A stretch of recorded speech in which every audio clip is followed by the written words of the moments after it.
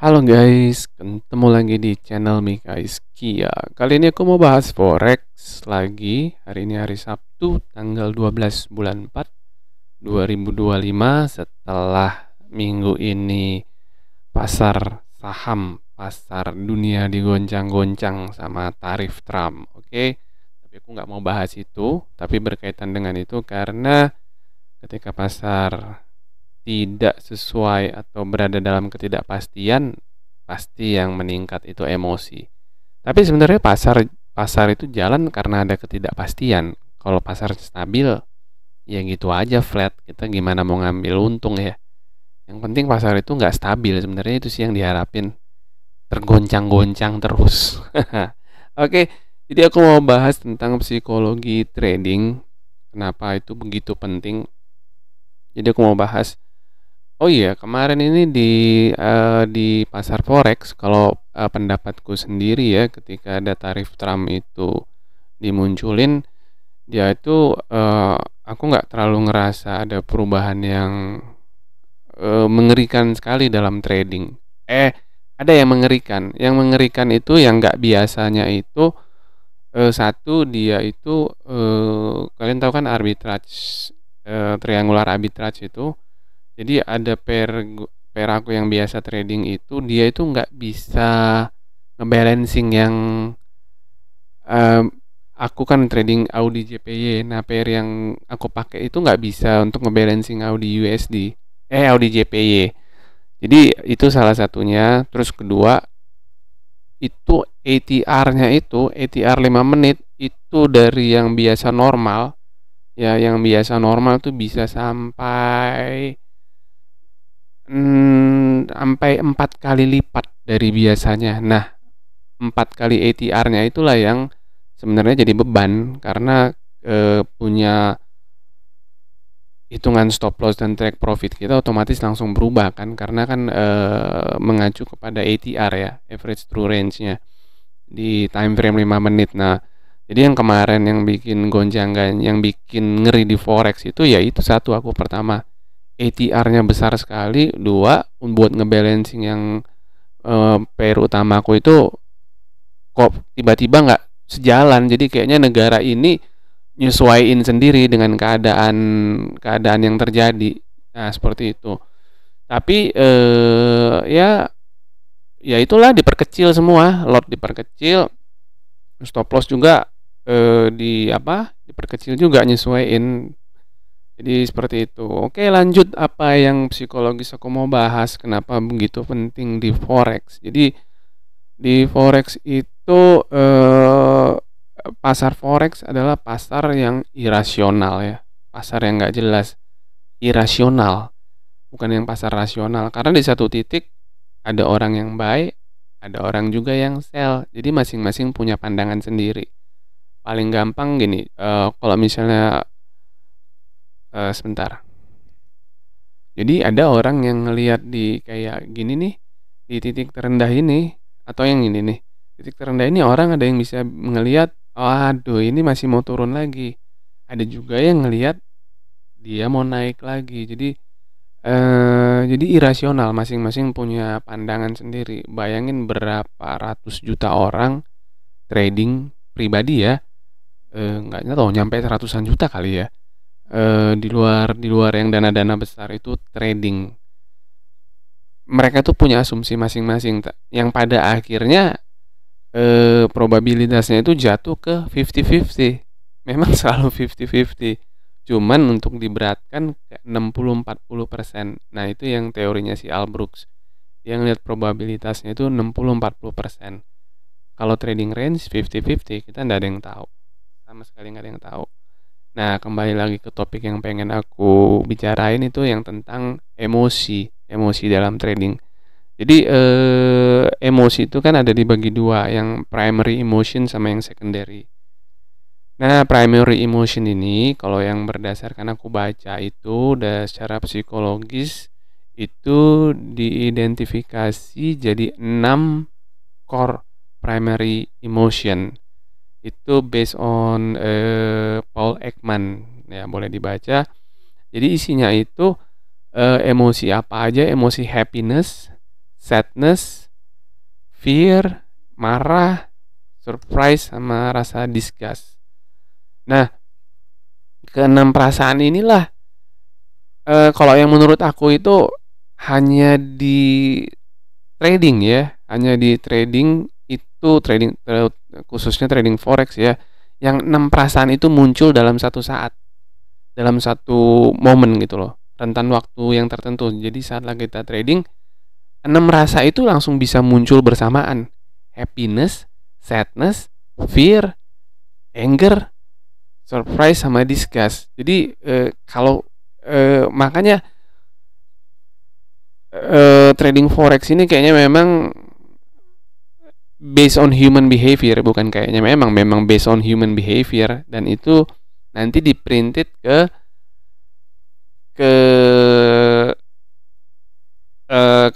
chart forex yang akhirnya itu menggambarkan fraktal. Jadi makanya kembali lagi ke fraktal.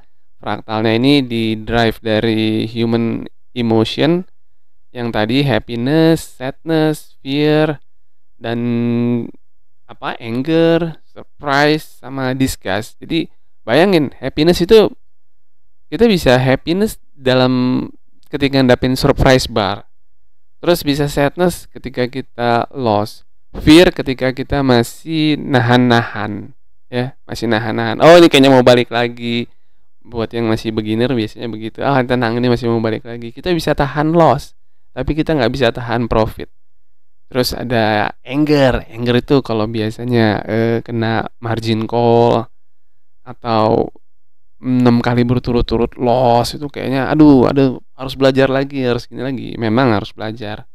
Cuman ya, primary emotion tadi itu memang sangat mendominasi dalam trading ya. Makanya perlu jam terbang yang tinggi ya. Dan emosi primary emotion ini sebenarnya bisa kita manfaatin untuk trading ya. Kita bisa gunain emotion kita itu sebagai indikator. Ya misalnya kita sudah mulai anger, sudah mulai fear, sudah mulai apa lagi, kita nggak usah ambil trading, nggak usah ikut trade, udah tinggalin aja dulu. Kita calm, cooling down dulu, baru nanti kita balik lagi, kita lihat chartnya, kita salah di mana. Nah, dengan menganalisa kita punya emotion tadi, itu kita aku yakin akan bertahap bisa menghandle itu ya. Jadi primary emotion inilah yang ke-6 tadi, 6 poin tadi, 6 core tadi yang bisa muncul bersamaan dalam trading forex. Dan ini kayaknya satu-satunya sih kalau menurut aku ya, yang jangka pendek ya. Kalau jangka panjang semuanya akan mengalami ini, yang bisa langsung terlihat momen-momen seperti itu. Nah, yang kedua secondary emotion, karena ada primary, ada secondary emotion. Secondary emotion ini terbentuk dari pengalaman pribadi ya. Kalau kita di forex ya, pengalaman kita terhadap forex itu bisa juga terbentuk dari interaksi sosial, pengaruh budaya. Enggak, jadi banyak faktor yang membentuknya secondary emotion. Tapi secondary emotion ini terbentuk dari yang primary emotion, dari percampuran yang emosi yang pertama tadi, yang 6 core tadi, yang ada madness, sadness, anger, disgust, happiness itu ya. Jadi kalau aku berdasarkan baca, secondary emotion itu isinya guilt, pride, embarrassment, jealousy, gratitude, shame, sama love. Jadi kalau guilt itu kayak rasa bersalah secara pribadi terhadap sesuatu hal. Terus pride, rasa bangga. Nah, pride ini ada banyak, paling sering muncul di forex itu kalau misalnya kita lagi konsekutif trading itu kita win terus, menang terus. Kita bisa naikin dalam 3 bulan, kita bisa flip modal kita jadi banyak. Nah, itu pride itu lama-lama muncul. pride itu adalah tanda dari kejatuhan. Jadi hati-hati dengan pride. Kemudian ada jealously, ada gratitude. Gratitude itu appreciate ya terhadap terhadap kebaikan orang. Terus ada shame, ada love. Jadi emosi-emosi yang 6 ini, yang emosi yang secondary ini adalah join dari gabungan dari apa namanya? Dari yang 6 emosi tadi. Dan kayak contoh ya, jealously kecemburuan. Kecemburuan itu mixnya dari siapa sebenarnya? Mixnya dari perasaan takut, marah, dan sedih. Itu buahnya cemburu. Coba kalau kita takut, terus marah, terus kita sedih, itu biasanya kita jealous, cemburu. Jadi cemburu kayak misalnya cemburu sama siapa? Cemburu sama laki-laki yang mendekati pacar kita istilahnya. Kita itu kan ada rasa takut, waduh nanti kekasih gue diambil nih. Terus ada rasa anger, marah, ini kenapa sih dideketin terus? Terus ada rasa sedih, sudah mulai merasa terganggu, nggak tenang. Nah, itulah kecemburuan itu. Jadi kecemburuan itu adalah gabungan dari rasa fear, anger, dan sadness. Sama kalau rasa apa tadi, happiness kita menang berturut-turut di trading forex, kita berhasil, kita ngerasain happiness, excitement, itulah tadi yang mengangkat pride kita. Jadi emotion ini sangat menentukan sekali kita dalam mengambil keputusan, ya, sangat menentukan sekali. Kalau kita sudah sampai loss terus, kita itu emosi kita itu akan terbentuk. Waduh, ini kayaknya secondary emotion dari fear, anger itu terbentuk menjadi emotion apa namanya, perasaan kayak apa, revenge, balas dendam ya kalau kita udah loss berturut-turut. Dan ada juga secondary emotion itu kayak FOMO, fear of missing out ya. Ada yang bilang fear of missing opportunity, ada yang bilang fear of missing out. Jadi ya kalau aku bilang FOMO aja ya, sama-sama negatif kedua-duanya. Nah seperti itu. Jadi penting sekali memang kita untuk menghandle emosi dalam trading ya. Jadi itu kayaknya pelajaran emosi itu inline dia dengan pelajaran kita secara teknikal atau apapun itu juga. Jadi inline. Jadi nggak bisa kita belajar emosi dulu baru kita belajar teknikal. Jadi bersamaan itu harus. Memang kalau punya jurnal bisa ditulis kenapa begini, kenapa begitu, secara perasaan. Nah, yang aku bilang di awal tadi, yang sebelumnya, yang FOMO, fear of missing out itu adalah memang human behavior ya, trader behavior, investor behavior, pokoknya itu behavior, dan itu mempengaruhi fluktuasi market. Jadi seperti ini contohnya ya, kayak FOMO di market itu timbul itu ketika trader atau investor itu merasa dia itu harus jump into the market gitu loh, karena pasar itu tiba-tiba lagi breakout ke atas. Nah dia takut kehilangan opportunity atau kehilangan potential gain. Jadi efeknya itu, efek dari FOMO itu overbuying.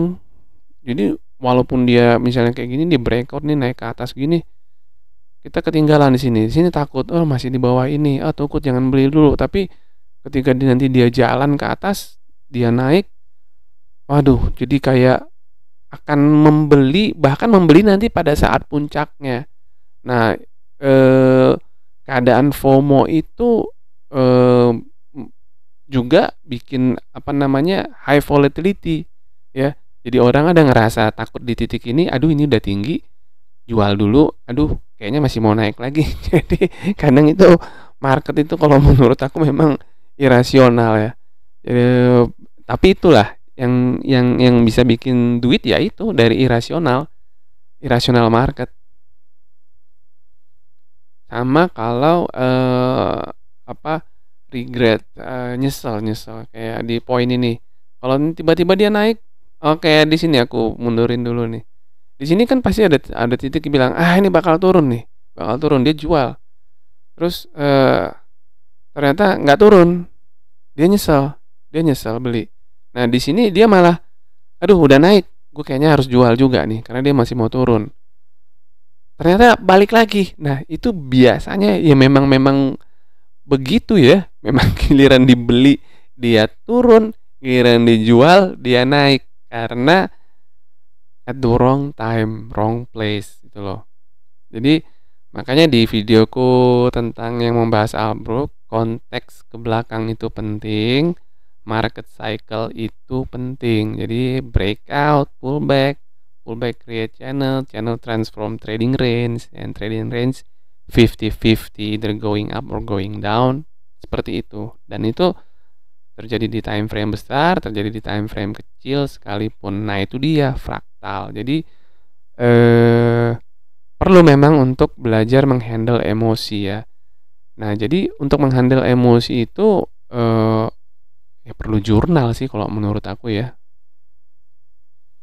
Selain perlu jurnal sih sebenarnya ada trik, bukan ada trik, ada cara untuk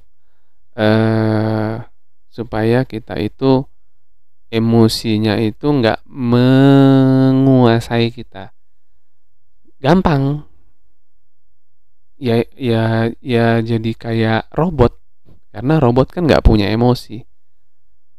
Terus gimana jadi kayak robot? Sebenarnya bukan jadi kayak robot. Maksudnya robot itu kan isi otaknya kan hanya berpikir, thinking terus. Dia punya berpikir terus sampai suatu saat ketika kita banyak belajar, kita sudah belajar terus dan kita berusaha untuk stick to the rule, ngikutin rule kita untuk trading itu, lama-lama bias dari si emosi ini itu akan cenderung hilang.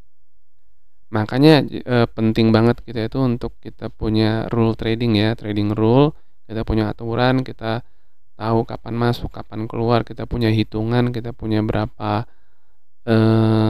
stop loss kita, take profit kita tahu kapan kita harus masuk. Itu dia.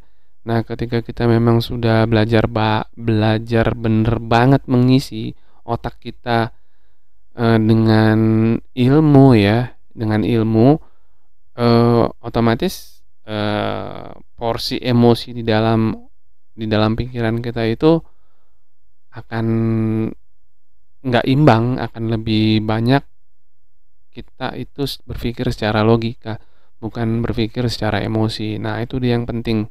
Jadi seperti yang aku bilang, belajar terus karena forex ini ketika kamu sudah sampai waktunya, sudah mengerti, ya itu bahkan bisa jadi sangat membosankan. Seperti itu. Bisa menjadi sangat membosankan. Ya, sebenarnya nggak membosankan karena dinamis ya.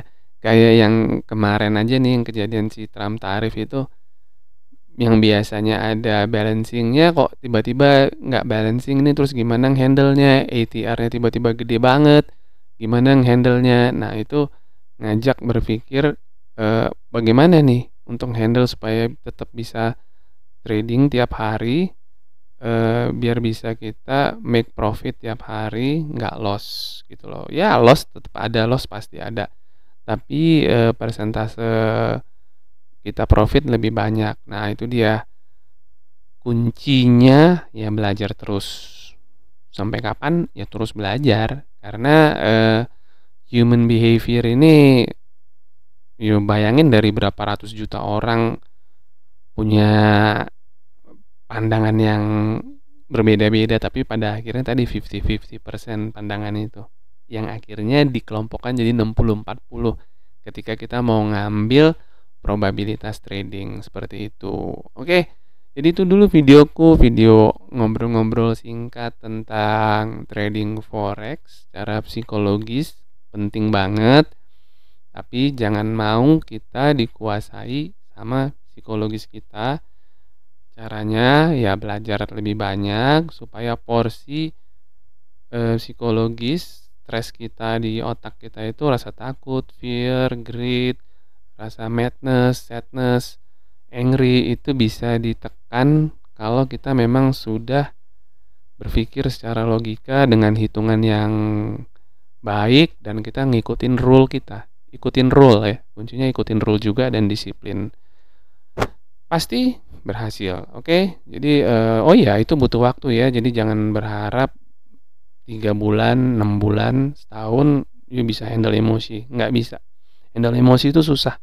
Susah. Tapi semua bisa. Oke. Jadi segitu dulu videoku. Semoga bermanfaat. Itu aja.